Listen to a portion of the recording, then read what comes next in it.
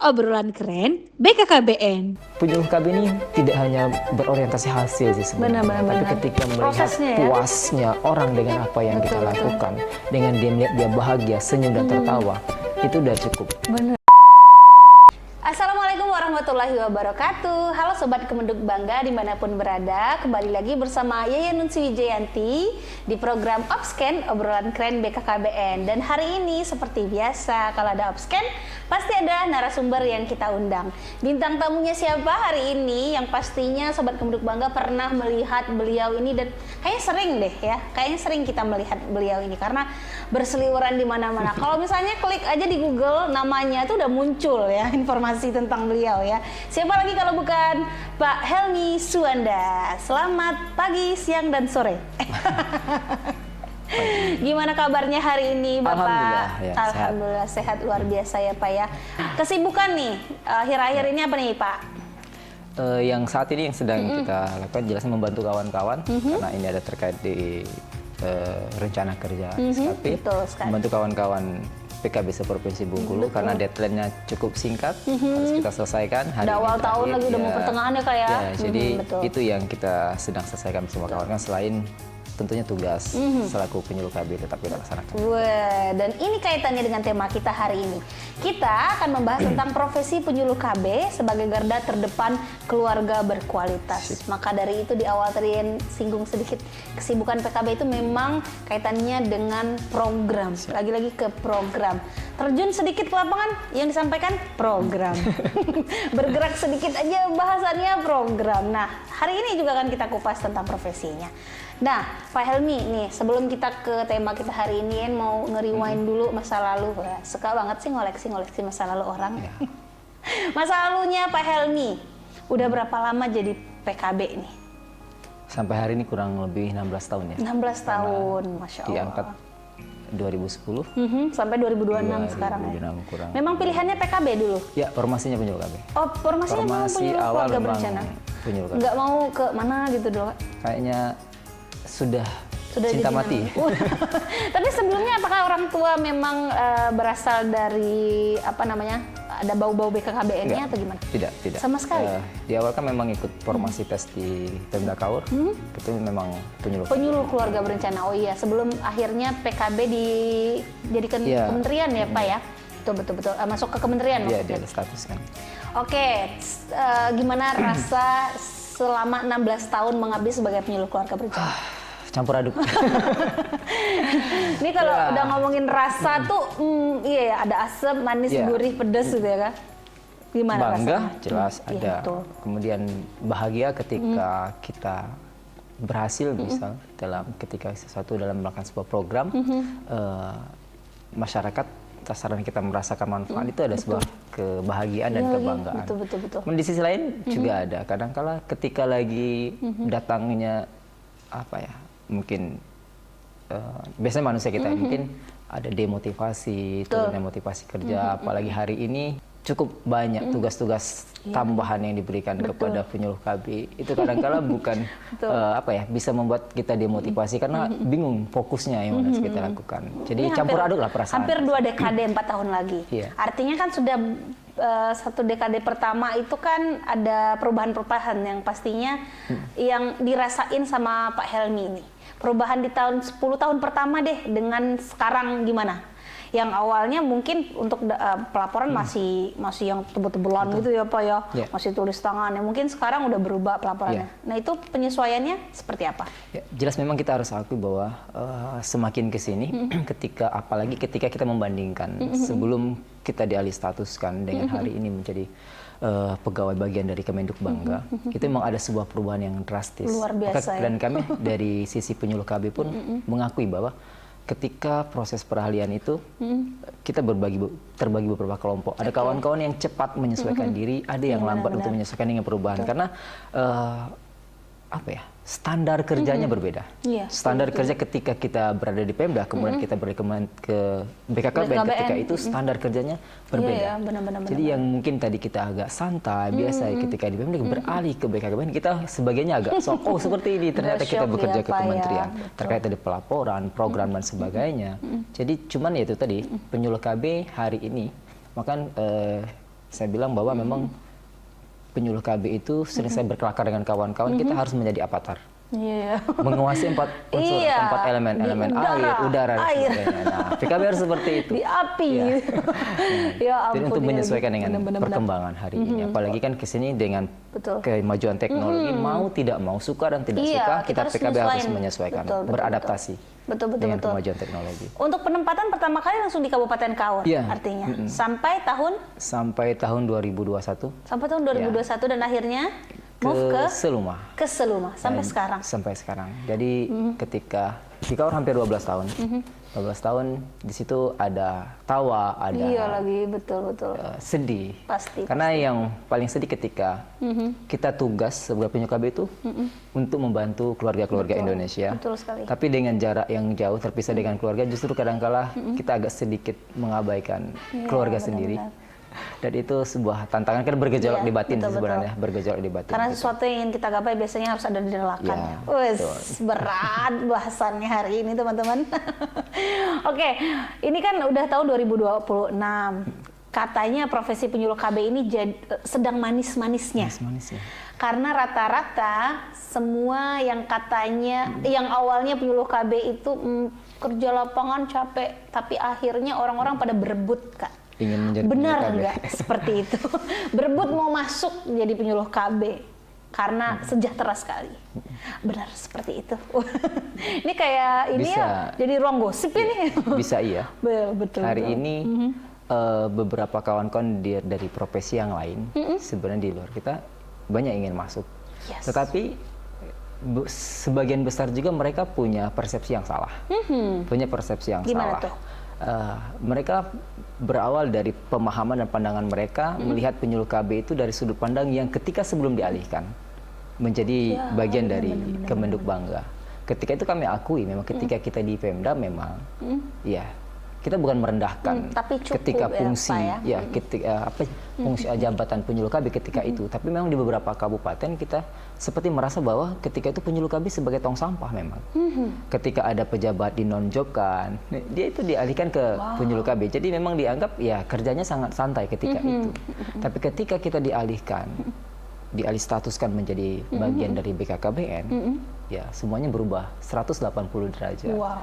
Sehingga kawan-kawan yang hari ini, mungkin beberapa orang yang hari ini sudah terlanjur PAI pun mungkin ada yang menyesal ketika mereka jadi seperti ini akhirnya pekerjaan bisa penyuluh KB. berubah gitu. Tapi Iya, betul, di sisi lain memang secara kesejahteraan dari kita kesejahteraan PKB memang jauh lebih baik hari ini ketika telah dialih statuskan menjadi bagian dari BKKBN atau Kemenduk Bangga. Keren sekali.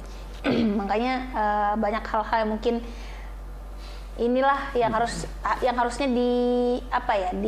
dinikmati harusnya Siap. proses itu ya Pak ya. Ya. Oke, selanjutnya nih, kenapa penyuluh KB ini disebut sebagai garda terdepan? Dalam bahasan orang-orang sekarang kan ujung tombak, Ya, betul. ujung tombak kependudukan dan pembangunan keluarga. Sebenarnya berat sekali ya Pak ya. Menurut Ujung Bapak ya? gimana? Di ujung ya? Ujung lagi. Ya, kalau di ujung itu ada dua kemungkinan. Ya. Karena kalau ada pembagian yang paling ujung, yang paling Benar. Ya, kalau ujung tombak, karena tombaknya jarang diasah, tumpul juga. Tumpul ujungnya. juga iya. Nggak jempol juga ya Pak ya. Betul, karena kenapa? Karena memang PKB adalah petugas lini lapangan yang memang pertama, orang yang terdepan yang pertama hadir di Tengah-tengah masyarakat. dalam menjalankan program. Ketika karena kita berbicara tentang program kita Bangga Kencana, itu tidak hanya kita sebatas pada pembuatan kebijakan di level atas saja, tapi bagaimana kita bisa memastikan bahwa ada orang-orang yang di lini lapangan yang dapat memastikan bahwa program kebijakan-kebijakan itu bisa terimplementasikan dengan baik dan bisa dilaksanakan dengan baik. Betul, Dan betul. siapa pelaksananya? Iya. Ya, kawan-kawan penyuluh KB. Teman-teman tadi Artinya ya, Pak, ya? mereka Benar. sebagai eksekutor Betul. di lapangan yang berhadapan langsung bertemu langsung dengan masyarakat dalam mewujudkan strategi-strategi dan program-program yang sudah atau kebijakan-kebijakan yang sudah dibuat di level atasnya. Betul, setuju Seperti sekali itu. sih. Gimana Kak? Pertama kali merasakan berhadapan langsung kepada masyarakat Ya. yang awalnya kita nggak pernah nih atau memang nggak punya pengalaman untuk menghadapi masyarakat, apalagi culture-culture yang memang berbeda dengan kita. Ya, betul. Tapi kalau saya secara pribadi, pertanyaan itu sejak awal saya memang suka. Suka? Waduh, Tapi ini nih. tidak. Jadi menikmati ya akhirnya ya? Tidak sedikit juga kawan-kawan yang memang agak kewalahan ketika di awal, waduh seperti ini. Apalagi memang mungkin dengan basic yang berbeda-beda, ada yang kemampuan komunikasi yang terbatas dan sebagainya. Ini menjadi sebuah tantangan. Tapi saya yakin kawan-kawan di lapangan itu seiring waktu bisa beradaptasi dengan meningkatkan kapasitas dan kemampuan, dan apalagi kalau di era-era awal-awal dialihkan itu cukup banyak sekali pelatihan-pelatihan dari BKKBN untuk petugas lini lapangan untuk meningkatkan kapasitas kawan-kawan, sehingga seiring waktu kemampuan kawan-kawan itu juga sudah mulai upgrade ya Pak ya, benar-benar. Nah, ngomongin masalah upgrade ilmu, pasti di sana tuh terdapat peran-peran yang harus mereka implementasikan. Balik lagi, peran penyuluh keluarga berencana yang mungkin bisa kita bagikan ke teman-teman yang lain atau yang Pak Sobat Kemuduk Bangga yang sedang nonton itu apa Kak? Dengan kaitannya dengan masyarakat ataupun keluarga yang mungkin orang-orang tuh belum pada tahu sebenarnya perannya apa ya? Kenapa di setiap momen penyuluh KB ini ada gitu loh? Kan tadi avatar nih. 4 penjurus ya. 4 elemen, 4 unsur. Jadi kalau berbicara terkait peran PKB itu cukup luas sekali sebenarnya. Ketika berbicara tentang program kita ruang lingkup program Bangga Kencana, bahkan kadang-kala penyuluh KB yang ada di desa dia bukan hanya sekedar melaksanakan terkait tugas-tugas yang terkait program Bangga Kencana saja. Banyak tugas-tugas yang lain yang juga ikut dikerjakan oleh kawan-kawan penyuluh KB di lini lapangan. Tapi setidaknya ada beberapa poin peran penyuluh KB. Pertama, PKB menjadi edukator. Tugas pertama kan fungsinya itu memberikan KIE, komunikasi informasi dan edukasi, bagaimana pencerahan, kemudian memberikan peningkatan pemahaman masyarakat terkait keluarga berencana, kesehatan reproduksi, parenting, sampai mungkin yang hari ini terkait stunting dan sebagainya. Itu tugas dari kawan-kawan penyuluh KB. Yang kedua, kawan-kawan penyuluh KB sebagai konselor. Ya, konselor. Kan kita selain dilatih tuh, memang PKB kan dilatih juga, dilatih sebagai konselor, pelatihan tentang konseling gitu ya, kan. Karena itu melekat di penyuluh KB, memberikan konseling. Jadi memberikan untuk apa? Untuk konselor ini PKB berperan sebagai upaya membantu keluarga dalam memecahkan permasalahan, mencari solusi, terutama masalah program kita ya, program Bangga Kencana. Kemudian sebagai kawan-kawan PKB itu sebagai fasilitator, karena kita menggerakkan, memfasilitasikan tribun, poktan-poktan kita, BKB, BKL. Nah, kemudian hari ini yang paling melekat adalah sebagai perannya sebagai pendamping. Melakukan pendampingan kepada keluarga, yaitu pendampingan keluarga, dan tak kalah pentingnya kawan-kawan itu sebagai motivator dia. Motivator kepada keluarga-keluarga Indonesia, kan makanya kan slogannya bagus tuh, PKB sahabat keluarga Indonesia. Jadi memberikan motivator kepada untuk perubahan perilaku menjadi yang lebih baik. Dari yang tadinya tidak menerima program KB menjadi menerima, yang tadinya mungkin agak kurang paham tentang parenting, cara pola asuh, kemudian menjadi terasuh. Duh, kalau misalnya nih Pak ya, kalau ada penyuluh keluarga berencana yang mungkin sangat introvert, karena Pak Helmi ini kan juga salah satu ketua, bukan salah satu ketua nih, udah jadi ketua ya, udah jadi ketua DPD IPKB Provinsi Bengkulu. Ada nggak seandainya teman-teman yang baru itu curhat ke Bapak ataupun minta pencerahan, saya tetap saja susah gitu untuk mendampingi keluarga karena saya introvert, ada nggak sih Pak yang kayak gitu? Kalau secara langsung ya kayaknya belum ada sih. Belum ada ya? Oh, jangan sampai lah ya. Belum ada. Tapi memang mungkin kita secara pengamatan kita bisa mengamati, karena hari ini saya sebagai ketua IPKB Provinsi Bengkulu, DPD IPKB Provinsi Bengkulu, setidaknya juga harus tahu peta kekuatan kawan-kawan di 10 kabupaten kota, karena peran kami hari ini bagaimana mendukung kesuksesan pelaksanaan program Bangga Kencana di Provinsi Bengkulu. Artinya saya ada hari ini ada 292 PKB Provinsi Bengkulu. Setidaknya secara garis besar saya harus paham tentang peta kekuatan kawan-kawan. Secara langsung mungkin tidak ada yang menyampaikan, tapi dari pengamatan kita mungkin sebagian kecil kawan-kawan ada juga yang mungkin dia agak kesusahan kesusahan, introvert gitu ya. Kalau melihat orang banyak pusing bawaannya, aduh saya harus ngomong apa ini. Apalagi memang kita kan berasal dari background yang berbeda-beda juga. Dan apalagi kita PKB selama ini kan cukup terbuka nih. BKKBN dengan menerima peralihan status pegawai dari yang sebenarnya di luar kan berbagai macam background, itu tentu pasti ada. Benar. Nah, ini kan kaitannya sama masyarakat lagi dan lagi nih. Yeah. Menurut Pak Helmi, seberapa besar sih kontribusi penyuluh keluarga berencana nih? Wah, ngomongin masalah kontribusi itu pasti panjang sekali pembahasan ini karena kaitannya sama isinya. Kontribusi penyuluh KB nih dalam program kita Bangga Berencana. Suka tidak suka, senang tidak senang, saya harus katakan bahwa kontribusi penyuluh KB itu cukup besar. Yes. Saya setuju sih itu, benar. Dalam keberhasilan pelaksanaan program Bangga Berencana. Maka di beberapa momen terpisah, saya ingin menyampaikan bahwa dalam tanda kutip PKB ini perlu dilindungi. Betul sekali. Untuk apa? Untuk menjaga semangat dan motivasi kerja kawan-kawan PKB. Agar tiba-tiba PKB-nya nggak mau, ya jangan sampai jangan sampai ada demotivasi. Karena menurut saya tadi saya katakan suka tidak suka, kita terima dan tidak terima bahwa keberhasilan program itu akan sangat bergantung dengan bagaimana peran dan kerja kawan-kawan di lapangan. Kita tidak hanya membuat kebijakan, strategi di level atas, tapi eksekutornya kita lemah, itu nggak bisa. Oleh sebab itu kontribusi dalam program Bangga dalam hal pembangunan bangsa pun, ya kita lihatnya beberapa program prioritas hari ini, misalkan percepatan angka stunting dan hari ini yang sedang dijalankan oleh Kemenduk Bangga, membantu pendistribusian MBG, itu kan kawan-kawan PKB juga, yang garda terdepannya juga. Jadi ya cukup besar menurut saya kontribusi, apalagi kita berbicara tentang pembangunan keluarga untuk menyiapkan generasi emas Indonesia 2045. Itu garda terdepannya ada di kawan-kawan PKB. Benar-benar. Ya. Karena nggak mungkin dari BKBN langsung menyentuh seluruh masyarakat di Provinsi Bengkulu. Aduh, tidak mungkin. Dari itu kita sangat saya angkat topi untuk seluruh petugas lapangan siapapun itu ya. Semoga lancar terus, apalagi di bawah naungan kepemimpinan Pak Helmi ya. Insya Allah. Nah, selanjutnya nih, kalau biasanya kalau kita baru-baru ya ini suka banget meriset orangnya, ASN baru atau P3K baru, khususnya formasi penyuluh keluarga berencana, itu kan tadi punya banyak sekali background yang berbeda-beda.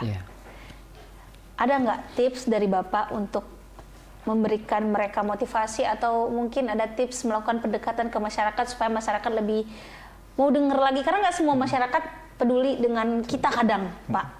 Ada yang tiba-tiba, apa sih ini, kita lebih ngerti gitu. Kan tidak menutup kemungkinan hal itu terjadi. Nah, gimana? Ada nggak sih kiat-kiat dari Bapak ke teman-teman PKB? Ya, pertama yang jelas mengasah kemampuan komunikasi. Itu penting.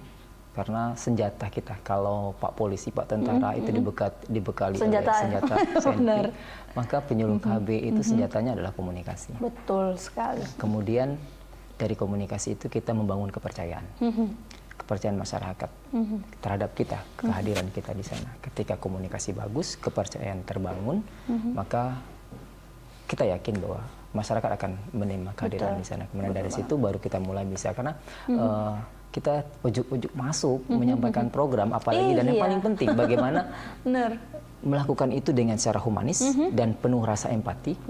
Kemudian kita tidak menggurui. Yang paling penting bahwa kita hadir di para penyuluh KB itu hadir benar-benar bisa memposisikan diri sebagai bagian dari masyarakat, tapi bukan orang luar yang datang untuk menggurui. Ketika kita melakukan peran yang seperti itu, saya yakin akan ditolak. Ketika kita hadir sebagai orang luar, kemudian, Pak ini salah, nggak seperti itu, ini seharusnya. Kita datang menggurui, saya yakin 100% akan ditolak. Tapi kita datang dengan cara yang humanis, dengan komunikasi yang bagus, dengan penuh rasa empati, kita hadir bagian dari masyarakat itu, maka kehadiran kita akan diterima dan apa yang kita sampaikan mungkin itu. Betul. Iya, lagi tiba-tiba datang marah-marah gitu. Salah gitu. Kan aneh ya jadinya. Oke. Itu kayaknya itu masuk juga ke tantangan ya, Pak ya. Dimana apalagi di era yang sekarang 2026 dimana orang-orang itu udah pada bahasanya udah pada pinter semua dalam mengakses sesuatu, informasi-informasi, kadang dia udah keduluanan daripada kita, Pak. Itu termasuk tantangan atau mungkin ada tantangan yang lebih besar lagi untuk para penyuluh? Ya, kalau berbicara tentang tantangan, kita berbicaranya secara nasional, bukan skup Bengkulu. Penyuluh KB tentu banyak sekali tantangan. Pertama, kita harus akui bahwa terkait tantangan yang pertama adalah geografis. Oke. Karena kita harus akui bahwa beberapa mungkin di beberapa provinsi, di beberapa lain di luar kita provinsi Bengkulu itu masih banyak sekali daerah-daerah tertentu yang sulit dijangkau. Betul. Untuk Bengkulu pun memang mungkin Bengkulu boleh kita katakan hampir semuanya bisa dijangkau walaupun ada medan-medan yang sulit, tapi dengan roda 2 masih bisa lah. Tapi itu masih menjadi bagian tantangan. Jadi tantangan pertama itu adalah geografis ya, geografis. Kemudian tantangan berikutnya adalah dengan perubahan zaman hari ini, kemajuan teknologi tadi. Ini juga tantangan. Ketika kawan-kawan tidak mampu beradaptasi, tidak tahu menyesuaikan diri dengan perkembangan hari ini, itu maka kita akan ketinggalan. Nah, makanya dengan kemajuan teknologi, kawan-kawan harus beradaptasi. Hari ini strategi KIE kita tidak mesti harus bertatap muka. Iya, benar. Kita mesti tatap muka. Kita bisa melakukan melalui media sosial dengan kreativitas, dengan inovasi kita. Itu bisa kita lakukan.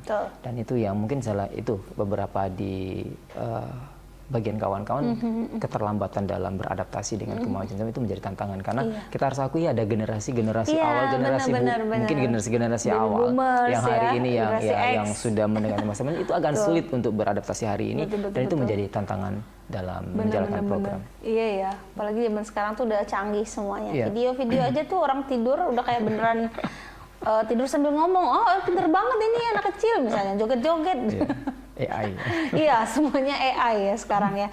Nah, sekarang tadi kan sempat ini ya kita bahas tentang ada beberapa masyarakat yang mungkin tidak semuanya peduli terhadap apa yang kita sampaikan, balik-balik rasa empatinya kita mungkin menyampaikan hal-hal secara humanis dan sebagainya.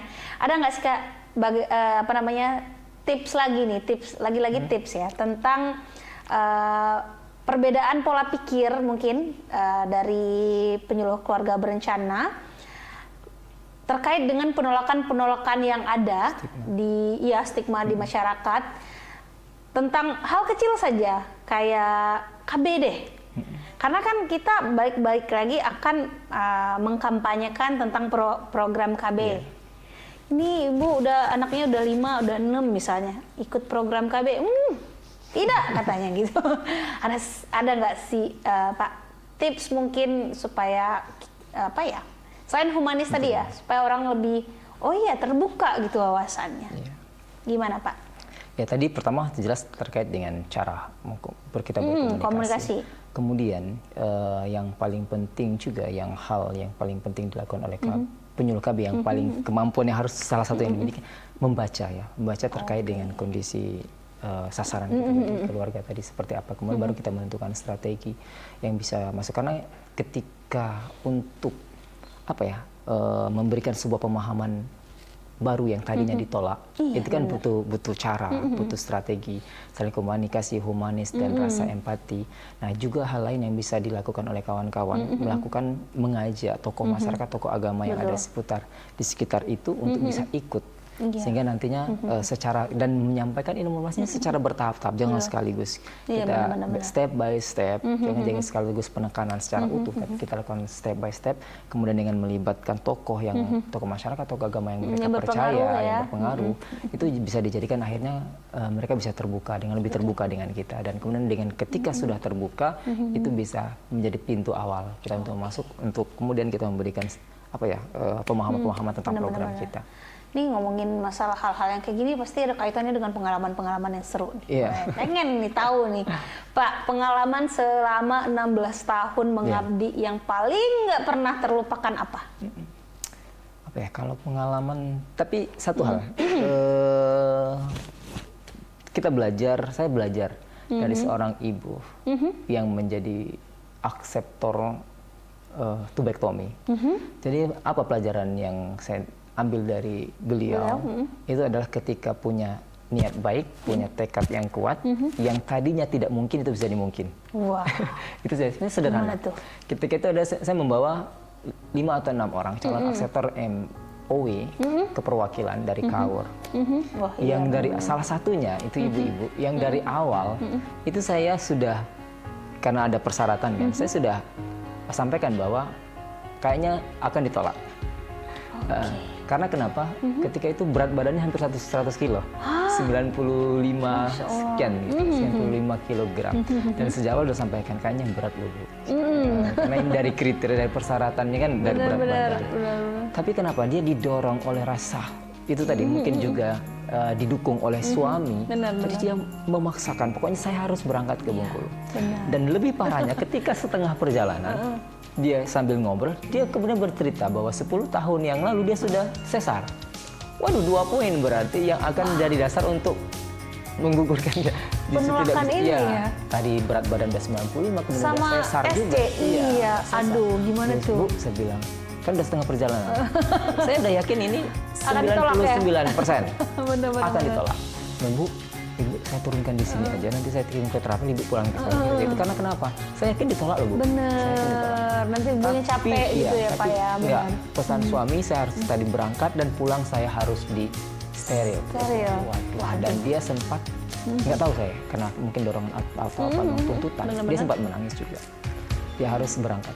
Waduh, oke Bu, tapi ketika kalau nanti ditolak, Ibu jangan apa ya, bersedih kecewa, hati. dan juga tidak saling menyalahkan, kan butuh waktu untuk dari sana ke sini. Dan akhirnya sampai di Persi Bengkulu, kawan-kawan di BKKBN sudah menyatakan ini nggak bisa, tapi dia tetap mau. Akhirnya besoknya tetap dibawa ke tempat pelayanan, ke rumah sakit. Di sampai rumah sakit, petugasnya pun ngomong nggak bisa. Kemudian sambil ngomong, sambil ada komunikasi, dokternya lewat. Waktu itu datang. Dan dokternya mungkin melihat semangatnya itu tadi kan, dokter bilang nanti Ibu tunggu ya, Ibu dapat jatah yang terakhir. Setelah selesai nanti yang lain baru Ibu. Oke, dia menunggu, tetap semangat menunggu, dan alhamdulillah akhirnya dengan 2 hal itu tadi dia tetap bisa di steril. Dari situ saya bilang, oh iya, tadinya kita berpikir udah 99% saya pikir enggak. Benar. Tapi ternyata dengan semangat, dengan niat dan kemauan yang kuat, dan dengan mungkin dari tekad itu yakin ya, tetap Pak, betul. bisa. Dan di situ sebuah kebahagiaan juga, karena benar-benar. penyuluh KB ini tidak hanya berorientasi hasil sih sebenarnya, tapi ketika melihat prosesnya ya? puasnya orang dengan apa yang kita lakukan, dengan dia melihat dia bahagia, senyum dan tertawa, itu udah cukup puas dalam hati kita. Keren sekali. Mungkin sebuah pengalaman itu, mungkin pengalaman yang paling sulit, mungkin pelajaran buat saya terkait kita ketika punya niat yang baik, kemudian motivasi yang kuat, hal yang tadinya mustahil, itu insya Allah ada kemungkinan tetap bisa. Kan itu tadi 1% mungkin. Iya, 1%. Peluangnya 1%. Benar. Wah, keren sekali. Itu akan selalu jadi cerita yang gong sih kalau menurut ya Pak ya, karena di tengah kesibukan orang bilang nolak, nggak bisa ini nggak bisa, tapi ternyata masih bisa. Luar biasa. Oke, selanjutnya nih ya, menurut Pak Helmi, nilai apa sih yang harus dimiliki oleh penyuluh KB ya agar bisa menjalankan peran-perannya yang kita bahas tadi? Yang paling pertama, integritas. Seorang penyuluh KB itu harus punya integritas. Betul. Kemudian kemudian kesabaran. Aduh iya, kayaknya itu poin penting juga ya, sabar KB itu benar-benar harus sabar lah dalam menghadapi, karena kita hari ini ketemu dengan siapa, hari ketemu dengan orang yang berbeda-beda, ditambah dengan di rumah kita ada tuntutan yang lain. Aduh, itu rapot anak belum diambil gitu ya. Belum lagi ditelepon dari pimpinan, harus ini harus target. Itu pertama kita harus sabar, integritas itu penting. Kemudian harus sabar, ya etika. Setuju. Ya, karena sepintar apapun kita, sehebat apapun kita, ketika kita tidak punya etika, itu semuanya menurut saya nol besar. Betul, kita sebagai seorang ASN yang kadang-kala mungkin sebagai seorang ASN punya prestise lah ketika kita turun. Tapi kita ingat bahwa di sana ada orang yang lebih tua dari kita dan sebagainya. Itu etika tetap harus kita kedepankan. Integritas, sabar, etika, mungkin itu poin-poin selain poin-poin yang lain. Iya, benar-benar secara umum ya Pak ya. Benar-benar etika itu sangat penting sekali ya. Oke. Nah, selanjutnya nih ada pertanyaan lagi tentang apa sih Pak yang membuat profesi ini tetap dijalani dengan penuh dedikasi meskipun penuh tantangan tadi. Apa yang menyemangati Pak Bapak nih? Kalau saya profesi sebagai penyuluh KB adalah panggilan untuk pengabdian. Wah, keren. Ya, karena kita awal tadi kita berbicara tentang Indonesia emas pembangunan keluarga, berarti kita ikut membangun bangsa ini. Benar. Jadi sebagai profesi penyuluh KB menurut saya adalah sebagai panggilan pengabdian buat bangsa dan negara untuk bagaimana kita bersama-sama dengan dengan kemampuan dengan bidang kita masing-masing untuk menciptakan generasi Indonesia ke depan, generasi yang berkualitas melalui pembangunan keluarga ini tadi. Jadi panggilan menurut saya, pengabdian. Benar. Aduh, itu kalau udah ngomongin panggilan berarti pengabdian sekali ya kepada masyarakat ya, kepada negara juga supaya nanti menghasilkan orang-orang yang luar biasa juga ke depan. Karena benar nggak sih Pak, katanya kita yang bekerja di Kementerian Kemenduk Bangga ini itu sejak dia bahkan belum lahir sudah dipikirkan sampai dia meninggal. Benarkah seperti itu?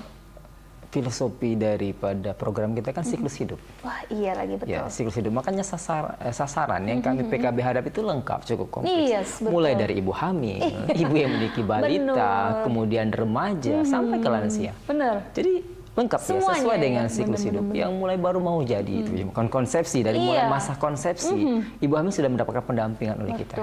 Kemudian setelah anaknya lahir, dia masuk dalam kelompok bina keluarga balita. Kemudian setelah itu remaja. Kita ada BKR dan ada Big R, itu untuk kelompok remaja. Kemudian ketika lansia. Dia sudah mulai dewasa lansia kita punya juga ada namanya program BKR. Bina Keluarga Lansia dan dengan sekolah lansia kita hari ini. Jadi ya sesuai siklus hidup. Betul. Ini yang pengen sekali yang banyak beban apa enggak sih Pak? Terkait yang mana? Semuanya. Dalam pelaksanaan dalam pelaksanaan program ini. Karena ada banyak hal yang dipikirkan. Sebenarnya hari ini karena memang kita sudah menjadi sebagai abdi negara ASN, mau tidak mau ini udah jadi tanggung sebagai jawab, tugas dan tanggung jawab kita. Jadi untuk bisa melaksanakan tugas dengan baik, jangan pernah ini kita anggap sebagai sebuah beban. Betul. Karena ini adalah tugas tadi dengan rasa panggilan sebagai bentuk dalam bentuk pengabdian buat negara, kemudian menghilangkan ada tadi tanda kutip tadi beban. Ini harus dilakukan oleh kawan-kawan penyuluh KB sehingga dia bisa enjoy dalam melaksanakan tugas. Karena ya kita harus akui di tahun 2025 ini beberapa tugas banyak tambahan-tambahan buat kawan-kawan PKB dan itu kita harus akui itu. Benar dan banget. saya sendiri kadang-kala mungkin menyebabkan kawan-kawan kurang fokus dan sebagainya, tapi kan ini kayaknya sudah terdeteksi, sudah diamati oleh para pemangku kebijakan terkait dengan kondisi hari ini. Memang kawan-kawan harus ada reformasi terkait tugas-tugas kawan-kawan penyuluh KB sehingga kawan-kawan benar-benar bisa fokus dalam melaksanakan tugas. Karena tidak dibebani dengan tugas-tugas tambahan yang mungkin akan berefek pada menurunnya semangat kerja, motivasi kerja kawan-kawan, sehingga capaian hanya akan menurun juga. Cuman saya tetap menanamkan pada diri sendiri dan kepada kawan-kawan jangan pernah merasa terbebani dengan melaksanakan ini, karena kita sebagai abdi negara yang juga dibayar, digaji oleh negara. Secara kesejahteraan kita sudah dipikirkan, benar. Sudah dipikirkan oleh negara, masih dianggap beban ya Pak ya. Mudah-mudahan semuanya bekerja dengan ikhlas dan berintegritas. Oke nih, terakhir nih Pak, ada nggak sih Pak pesannya buat teman-teman, mungkin Sobat Kemenduk Bangga yang sedang menyaksikan kita, seandainya nanti pembukaan ASN atau CPNS di tahun 2026 ini, mungkin mereka, teman-teman kita mau memilih formasi penyuluh keluarga berencana, mungkin pesan-pesannya boleh? Kalau pesan saya pertama mungkin untuk kawan-kawan penyuluh KB dulu ya. Nanti kedua mungkin untuk remaja, yang berikutnya mungkin untuk kawan-kawan yang hari ini belum ada di lingkaran kita. Mungkin tertarik ya. Pertama untuk kawan-kawan tetap semangat, tetap kerja keras dan tetap berinovasi. Karena tugas kita ini adalah tugas yang mulia untuk membangun bangsa ini ke depan. Dan karena kita juga menggarap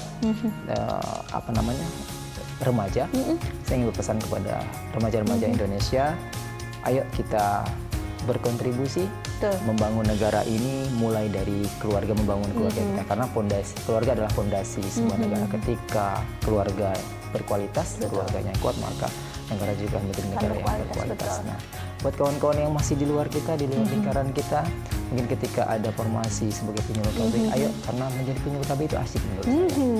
Oh ya, karena sama Pak Helmi ya, nanti kalau di Bengkulu. hari ini kita datang ke satu tempat yang orangnya berbeda, besok kita ke tempat yang lain dengan orang yang berbeda, itu menjadi asik. Iya, karena benar, penyuluh KB dia memanage sendiri Benar. kegiatan Kegiatannya gitu ya, mereka, betul-betul. kegiatannya jadi apa ya, dengan suasana yang berbeda setiap hari itu kadang-kala itu membuat PKB juga mungkin agak susah untuk stres juga mungkin. Mungkin seperti Iya. itu. Iya, lagi happy terus Iya, ya, happy Pak. terus, ya. Benar. Oke, satu kata deh. Penyuluh KB itu apa? Ya kalau menurut saya Satu kata. ya PKB ya hebat saja menurut saya. Hebat, ya? PKB itu hebat. Benar-benar. Kalau saya kreatif ngomongnya. Karena semua diborong kerjaannya. Waduh, nggak capek-capek. Luar biasa. Oke deh, tepuk tangan dulu dong teman-teman semuanya. Luar biasa nih ya, kita udah ngobrol panjang sekali bersama dengan Bapak Helmi Suwanda. Ini panggilan kesayangan kita tuh Kak Helmi ya. Jadi tadi agak banyak sekali keceplosan manggilin Kak. Karena kita udah memang PKB semuanya sedekat itu dengan kita ya, Sobat Gemuduk Bangga ya. Maka dari itu Sobat Gemuduk Bangga yang tertarik mungkin nanti ketika formasinya dibuka bisa memilih penyuluh keluarga berencana nanti supaya bisa ketemu sama Pak Helmi. Oke, dan saya juga di sini. Walaupun saya bukan penyuluh keluarga berencana nih ya, tapi saya akan mungkin bisa saya undang teman-teman dari penyuluh keluarga berencana nanti selanjutnya. Boleh ya Pak ya? Siap, boleh. Oke deh. Terima kasih Pak Helmi. Oke, sama-sama teman-teman. Sudah hadir ke sini, Sobat Gemuduk Bangga juga terima kasih banyak sudah menyaksikan kita di Opscan kali ini. Sampai ketemu lagi di Opscan minggu depan. Assalamualaikum warahmatullahi wabarakatuh.